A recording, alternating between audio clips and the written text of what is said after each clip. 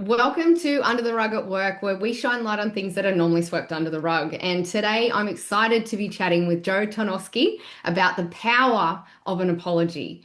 Now, Jo is a former diplomat, a senior executive to the Governor General, and former Chief of Staff to the Australia's Deputy Prime Minister, and knows this topic well. Jo, I am excited to chat to you about this. Thank you for joining me. Oh, it's great, Nicole. Thank you for having me. And can you share a little bit about your background for people who might not have met you before? Sure. So you probably mentioned some of the highlights. And I was in government for 25 years and worked in a range of roles, career diplomat for the Governor General, worked in war zones, kidnapping cases, all sorts of things. And then my final role was as Chief of Staff to the Deputy Prime Minister. And so across those roles, I guess I saw leadership at its best and perhaps not at its best. And I guess what fascinated me, particularly as I got right into the center of things in some of those institutions, was watching how power worked. Mm. And not just the formal authority, the org charts, the sort of things that are written down on paper, but how it actually operates. And so this sort of comes into the workplace space a bit in terms of who gets heard, who gets protected, what people stay silent about, and the difference between what is said and what is done, and the consequences of that. So that's now become a big focus of what I do now. And I write and I provide strategic advice and I speak and really try and help leaders and organisations understand all of that. Yeah. And you're a little famous for a big reason, which we'll jump into. I just want to make a note, though, on your power topic. We could have spoken about that on this podcast, and we may in future, but you're actually coming to the Psychosocial Safety Summit in September 2026 in Tweed Heads to talk on that more and provide tools and resources for people to really understand what's going on and how that impacts. And I'm really looking forward to that. But when we were chatting and connecting, we spoke about experiences and we got into the topic of the power of an apology and that they don't occur enough. And your personal experience is that you have witnessed and experienced workplace bullying firsthand in Parliament House, and you were ostracized after raising concerns. Can you share a little bit about that story? Yeah, so for those who aren't aware, in that role as Chief of Staff to the Deputy Prime Minister, I was the most senior female Chief of Staff on the Hill. I loved my job. It is one I had wanted to do for a very long time. I was good at it. And I'd known my boss for more than 10 years. So when he asked me to come back and work for him in 2022, when there was a change of government, this was a job that I stepped into and I threw at everything at.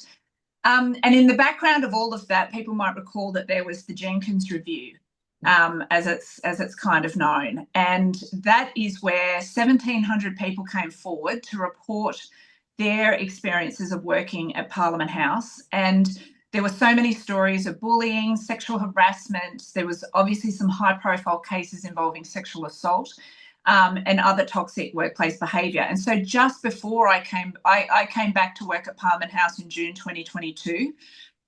In February 2022, the now Prime Minister, when that report was being handed to Parliament, he promised things would be different, that politicians needed to walk the talk, that they were committed to making it a safe working environment for staffers, for women like me, and to set the standard for the rest of the country. And so that's sort of what that report became known as well. And so I went in and I was a huge advocate for these reforms. I've long been an advocate for positive workplace culture and diversity, inclusion, and all sorts of things.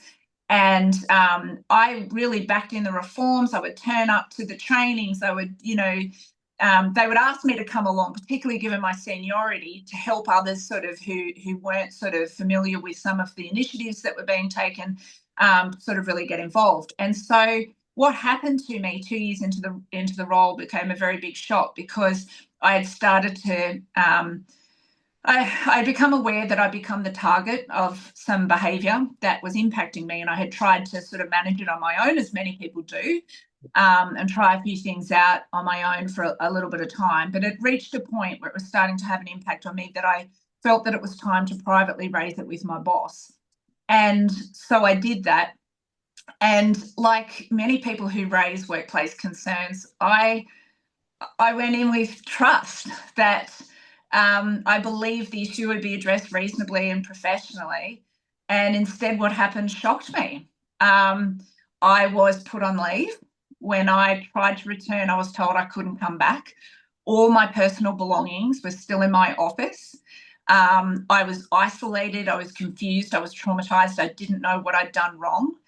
At that point, I was also covering the situation, and because it's a high-profile institution, and I'm dealing with very high-profile people at the centre of the country. They're very powerful people, but I did get some legal assistance at that point just to get me back on site, and I was able to negotiate coming back on site. But just before I returned to Parliament House, I was then told that I wasn't actually allowed to go into my own office. I would have to give 24 hours notice in writing before I even went into my office.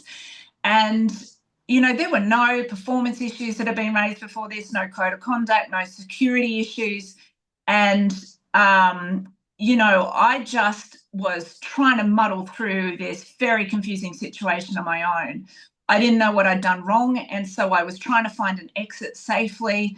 And to be honest, the hardest part wasn't the original conduct, it was actually the response afterwards. Yeah. So what happens, as some people might, be familiar with, is when institutions close ranks, people then can have what's like psychologists refer to as like a second injury, and where the organisation's response becomes more damaging than the original issue. And that can be because of moral injury, it can be the trauma. And so for me, that was definitely a load I was carrying, and the mental and physical impacts were worse than I'd ever experienced of any of the difficult things I've been through in my lifetime.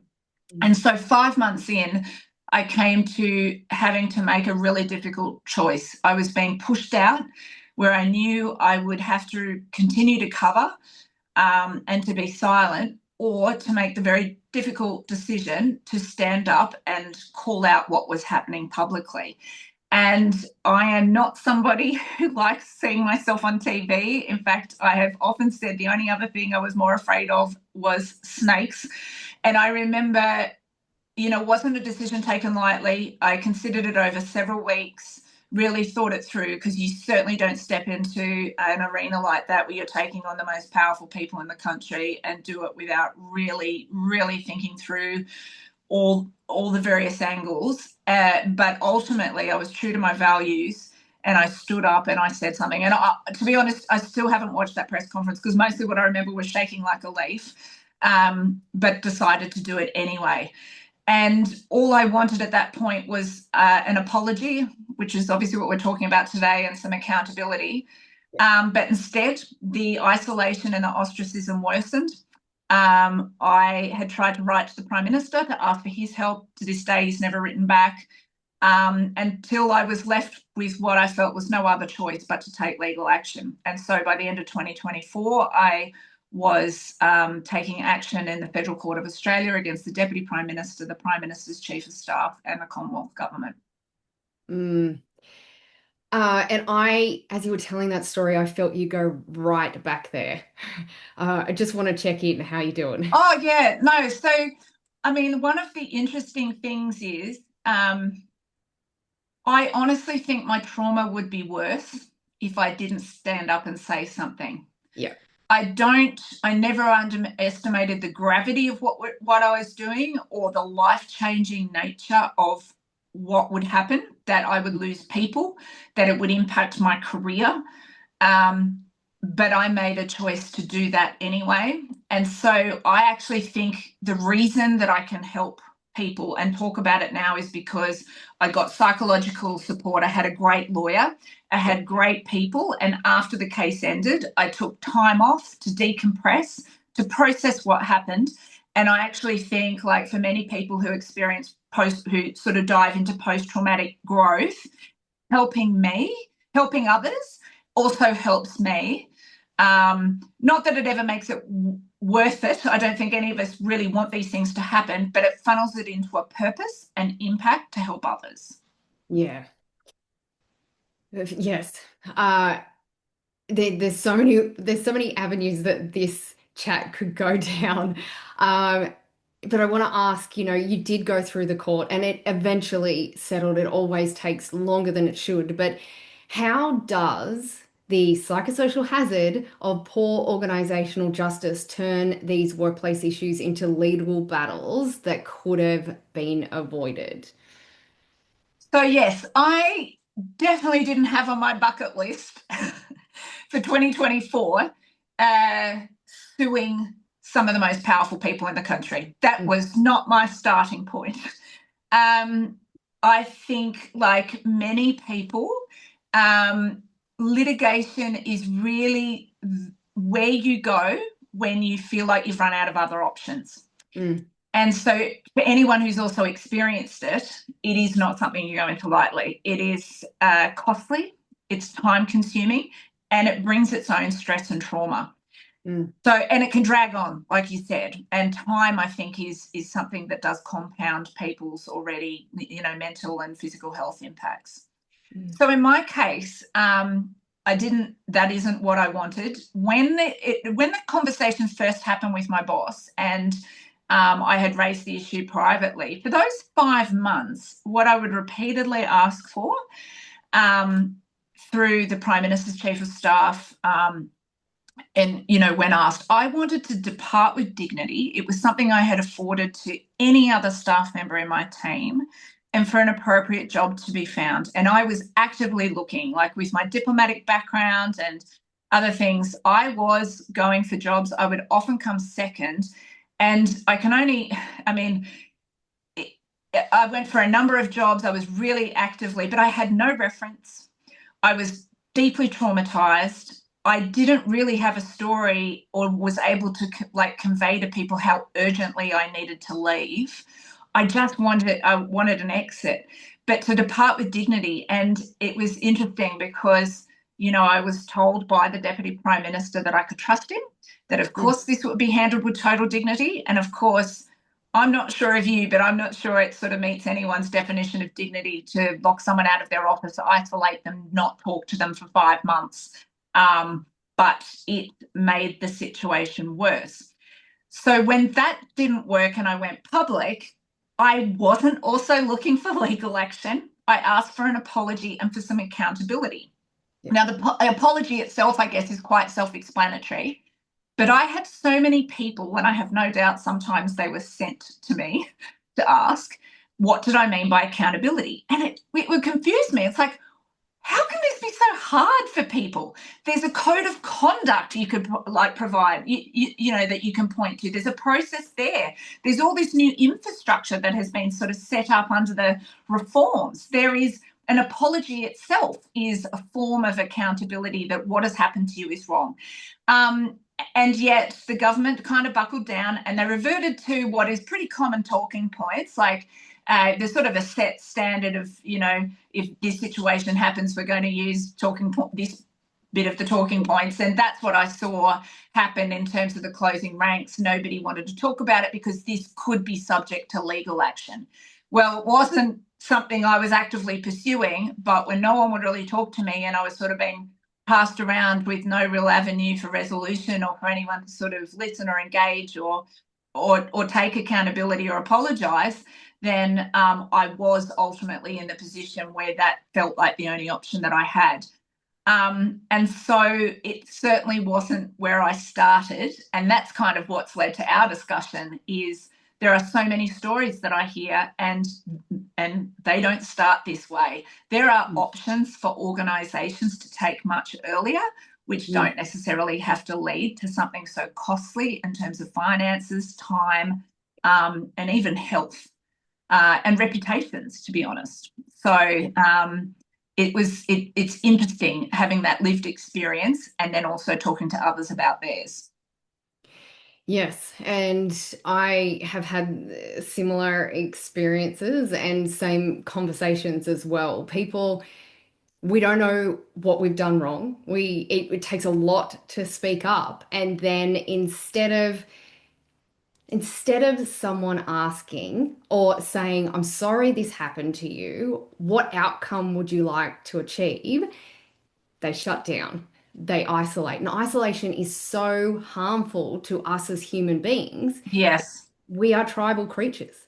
So isolation physiologically damages our brain and our physical and mental health.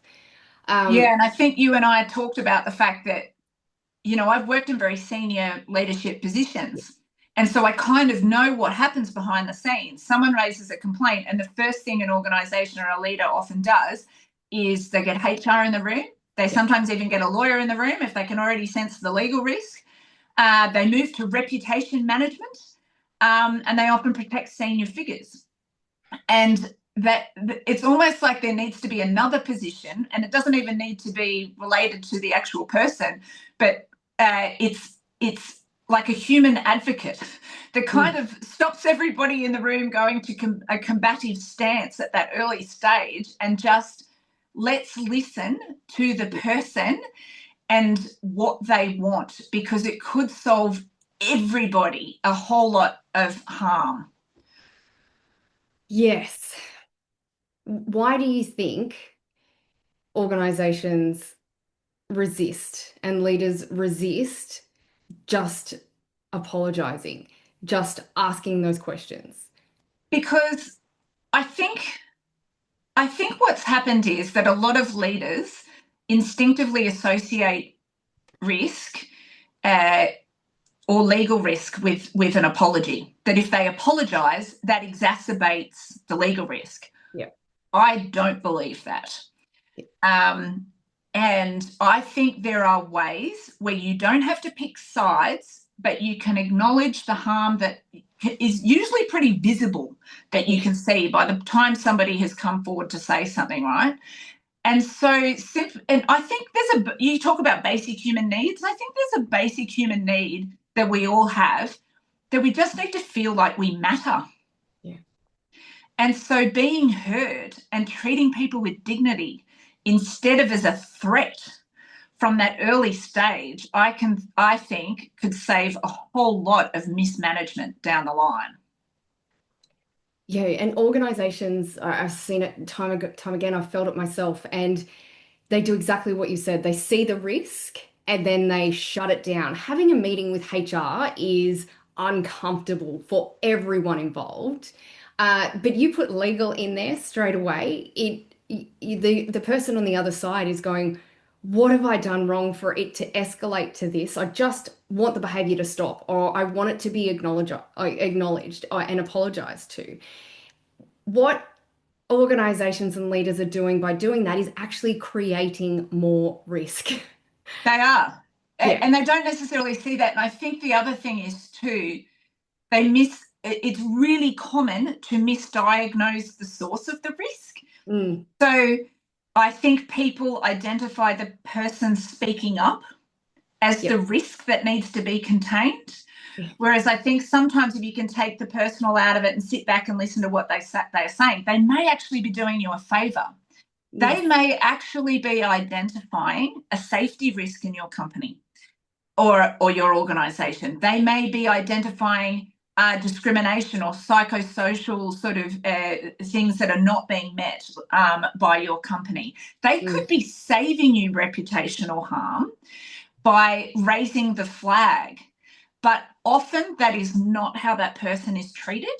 They are treated like the threat that needs to be contained. Yeah. And half, or I mean, this is just a stat I'm pulling out of nowhere, but I would say more than half of the time, people aren't even thinking about fighting or legal or action or suing or any of that. But the response and the reaction and the isolation, the actions that organizations and leaders take actually push that risk. They create that risk that wasn't ever there. That's right. And I think, there'll be some people listening to this going, oh, but is that naive? We can't really admit liability. We can't say sorry because we'll be told that that is a risk and that exposes us to liability. But like I said before, sometimes it's about articulating what you're observing. Mm. You don't have to take sides. It is something like, I don't know exactly what has happened here, but I can see the impact that it's had on you. And Mm. I'm sorry for that. Yeah. And we're going to take some time to kind of work out what has happened so that we can do better. And You're what do you not, want to yeah, what do you want to see? Ask the person, what do yeah, you want to see? Because that'll help you get to that outcome, right? that's right. And so that simple acknowledgement, particularly by somebody in power, that you've Mm. been seen, heard, Yeah. believed. Yeah. They're not promising you any dramatic outcome, but they're acknowledging that you're not okay and something has happened to you and they need to look into it. Mm. Now, I should kind of qualify here that it's an early opportunity that Yeah. organisations can take. I think the longer it goes on and the more harm that accumulates, that window closes. Mm. And, you know, um, I can think of, as a senior leader, I was once brought in to oversee a public interest disclosure investigation that had something to do with a staffing matter that had happened some years before I joined the organisation. So I was appointed because I didn't know any of the people involved. But clearly this person who had left the organisation was still carrying trauma after many years.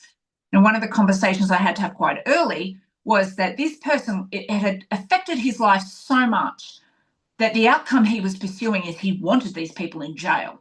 And I had to kind of explain to him that wasn't, even if I investigate and found everything he said was right, it wasn't a remedy that was available to me. Mm. And so that kind of indicates, though, just the level of pain and what they feel is justice after that many years. But I do often wonder, the first time this person sort of raised the flag that it wasn't okay or some behaviour wasn't okay, if it had been handled a little better, whether he would have had those years of trauma, where he wanted that kind of level of revenge. I think it could have saved, the organisation and him personally a lot of pain. Yeah. But it's that early opportunity that is taken. Yeah, and if someone comes to you with a challenge or a complaint, or that's part of your role, you need to make sure that you're not taking sides. You need to make sure Yes. that you're not emotionally invested or involved. You need to have an unbiased view, because how many times have you heard, and everyone listening in the history of the world could say this, the history of the workplace, that we knew the person was an issue because we had repeat, complaints, that they were a known repeat offender, or instead of getting rid of the person who was the squeaky wheel, who's the one that spoke up, they would move the other person around, and sometimes even like the offender, and sometimes even promote them. And and that is actually really common. The data supports that they will often protect the offender, and the offender is rewarded and promoted. That's not uncommon. And that's the kind of information that I try and help people with, because they can kind of depersonalize it if you can point back to data that this is how systems and how power protects itself. Mm. But, you make a good point. You can't take sides. But I think in the absence of acknowledging what's happening, Mm. and institutions will kind of take sides because their instinct is to protect itself. Yeah. And so if you're treating it like a box ticking exercise, or you've already pre-cooked what you think is going to be the outcome to protect the powerful person, then you are taking sides. There's no fairness in that. And that lessens the trust. It increases the moral injury, and the damage all round. Because where people feel that there has been an injustice, some, not all, some will choose to like the pathway of purpose and to fight back. Yes. And you have two women in front of you who chose that. Um, Yes. And again, it's not something you go into at the beginning thinking that's how it's going to end, but you are making decisions along the way. Mm, And you learn a lot around. I learn who my friends are. I actually think that's a gift. yeah, I learn how strong my values are. yeah. I know that I'm a role model for my daughter. She was the one who actually told me I should tell somebody because the load of carrying the secret. And she's right. We tell our kids to do all of this. And yet, once we reach these adult workplaces, do we stand up for bullies? Do we stand up for others? Is there secrets that we carry? Who bears the burden of all of that? And so, yeah, I mean, there's a number of things that I have learned. And now I'm learning how to run a business because I spent 25 years in government. And this also wasn't a world that I expected to be in. But I'm having fun, but I also feel that I am having a far greater impact from the outside. Yes. Um, and I can see that. And I am so excited to hear from you at the summit. And I just want to ask a quick, like a definition question, because moral Sure. injury has been shared, I think, a bit more frequently now than it ever was before. Can you just explain what moral injury is? Yeah, sure. And I think it can be given different terms, or some people use them a little bit interchangeably. And Mm, I follow enough psychologists and academics to realize that it's a bit of a source of debate. Sometimes you'll also hear the words institutional betrayal, yeah. but ultimately it comes down to what I would call like a generic, in the general bucket of what I would describe as grief. Mm, So moral injury is to me anyway, where you mm. have gone into something with good faith, you have had trust that process will be followed, that that it will be fair, it'll be transparent, and as part of trusting that process, you feel that all of that has been overturned, and it makes you question everything.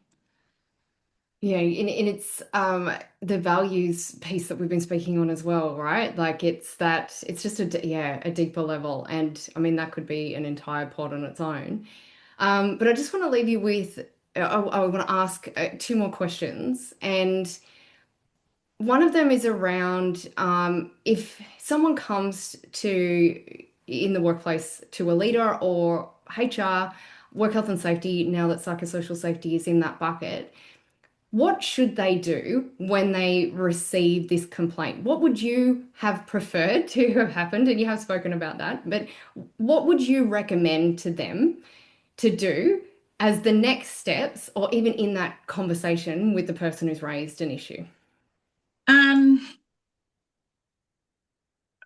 I think as somebody who has lived it both as, I mean, I don't like the word victim, target, Mm, is one that I'm more comfortable with, but also who has been a senior leader of an organisation too. The first thing I would probably say is that I understand the fear.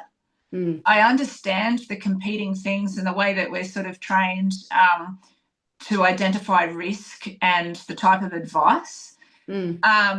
And I get that a leader will sort of prioritize what they want to do is minimize the risk, right?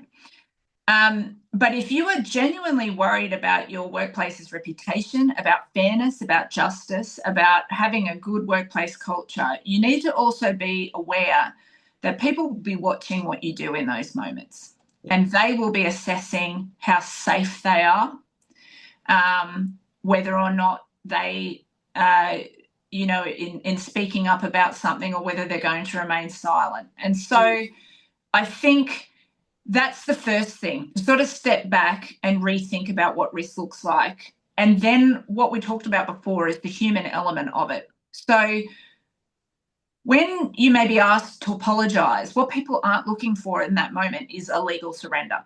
They mm, don't have their legal hat on. They have been hurt, they have been impacted, and they just want to matter. They mm. want to be acknowledged. They're seeking empathy, acknowledgement, and dignity. And so an apology does not have to be framed as I legally admit everything that we have done is terrible. It can just be, and I think you used some really good words before, I recognise that this experience has caused you harm, and I'm really sorry for that impact, and we should have handled this better. And I'm going to look into that, right? No big promises as to what that looks like, but you acknowledge the harm and that something's gone wrong. So let's look into what that is.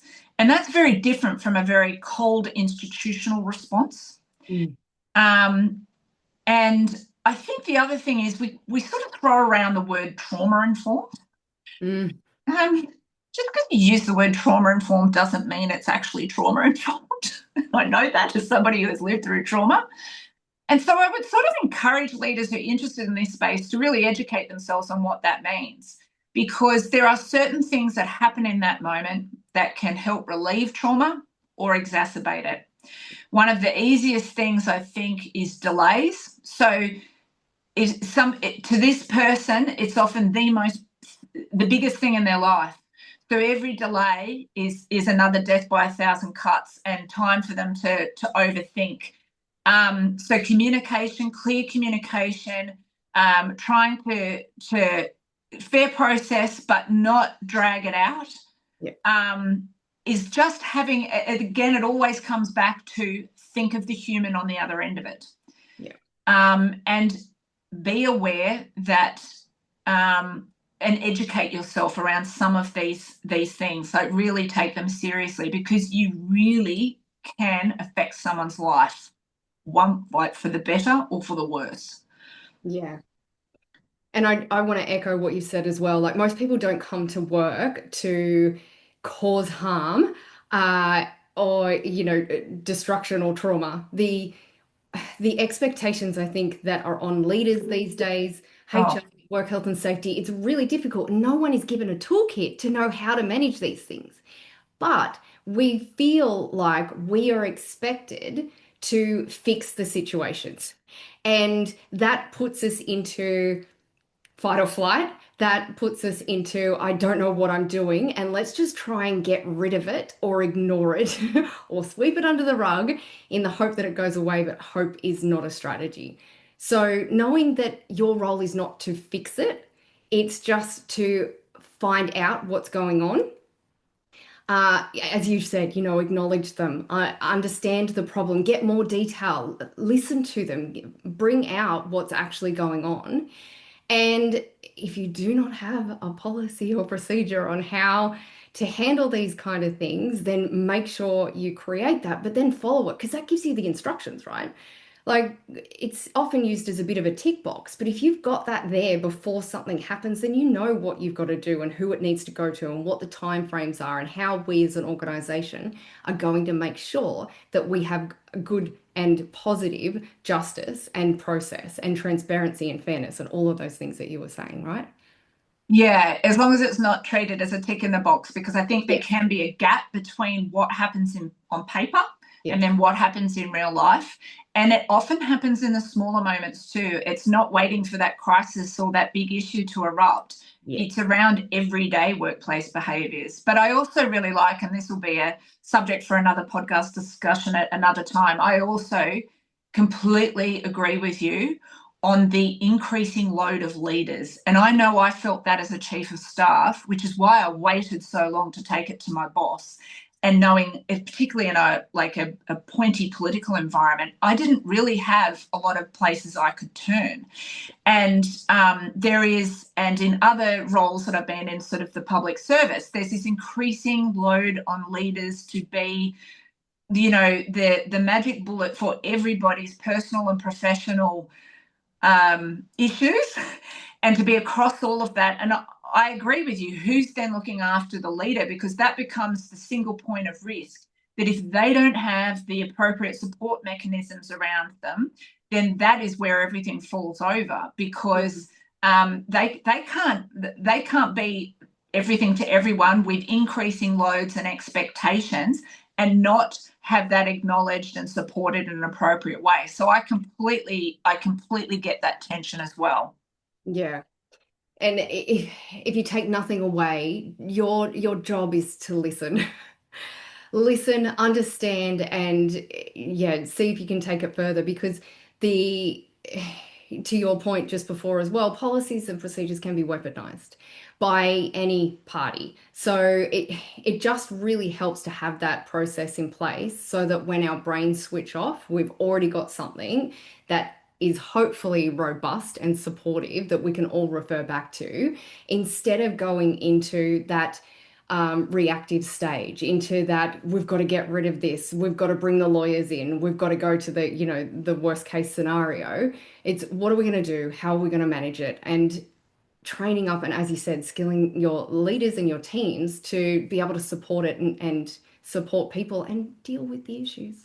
Yeah, and this is something, I was someone who would take up training and sort of leaned into it. There were still things that I didn't know and didn't fully appreciate until I went through it myself Mm, from the other end. Terms yeah, like mobbing, yeah, scapegoating, upwards bullying. There were all these sort of dynamics that weren't taught in your generic once a year or whatever it is in your organisation. Sort of they've been trained. But I actually think there's a lot of research around some of the impact of these dynamics and that they're on the rise. And so, again, if people, like with anything, if you can raise awareness how these power dynamics work and how you will recognize the patterns differently and you will recognize situations differently that you may not, see as, just the way it's being explained to you, but you'll be able to recognize the hidden power dynamics that are sitting underneath all of it. And that's sort of some of the space that I engage in now. yeah. Is there anything you would tell your younger self or wish you knew back then now? Um, no, I'm not somebody that lives with regrets. It was a difficult decision. There were no good options on the table. Yeah. I'm okay with what happened. It cost me a lot, Mm, but silence would have cost me more. And yeah. so I am in this brave new part of my life and it's going to be okay. I'm on a train and I don't know where it's going, but we're going to all find out together. Um, and I lived by my values and I'm okay with that. The really funny thing is the first time I stepped into Parliament House was because I'd won a competition as a kid, as a 12-year-old kid on TV. And I went to the Prime Minister's office and I had a press conference. And I didn't want to be the politician and I didn't want to be the person on TV, but I wanted to work there. And so when I say it was sort of a lifelong dream to have a position like that where I could be the key advisor to, the key decision makers in the country, that was something that I had wanted since I was 12. And what I didn't foresee is that my career would end with a press conference at Parliament House. So it was quite neatly bookended, not planned. And now we find out what happens afterwards. And now you get to help and support people and organizations in ways that you wouldn't have had you still been there. So, No, but I also wouldn't have if I didn't have all of those experiences. I've seen government from an angle of working in embassies overseas. I've seen it in their senior executive service within the public service. I've watched it at Government House where there's a particular executive role that happens there. I have watched it from the inside of, as Hamilton would say, the rooms where it happens, where the biggest decisions in the country happen. And while I have degrees in political science and international relations, there is nothing like learning it firsthand. And not only have I been in the rooms, but I've also learnt things by watching what happens when you have to confront it and take it on yourself. mm, So I feel that I'm in a position now where I have this knowledge and experience, and I'm very keen to use it to help others. yeah. And look, Jo, thank you so much for sharing your story, for diving into such a really important topic, and for all of the work that you do. Where can people connect with you and find out more? What's the best way for them to do that? Well, I'm pretty active on LinkedIn. Yeah. I'm on Instagram and I write occasionally on Substack. I also have a website. Hmm. And I'm available for speaking and strategic advisory. But the thing people might be most interested in, particularly if there's somebody who's still navigating through a toxic workplace or in the aftermath of one, is that I actually have recorded a video series, which is available via my website, which people can download immediately. I know what it's like to be alone at night, wondering how on earth you're going to even face tomorrow. and you can't even make sense of what's happening. And so I created this video series as well as a guide to support it, which can be downloaded anytime. And it's basically to help whoever you are out there to make sense of the mess, to find the language, to be able to explain it to others, and so that you can be more informed to be able to make a better decision as to what you do from there. So that is available to anybody who needs that.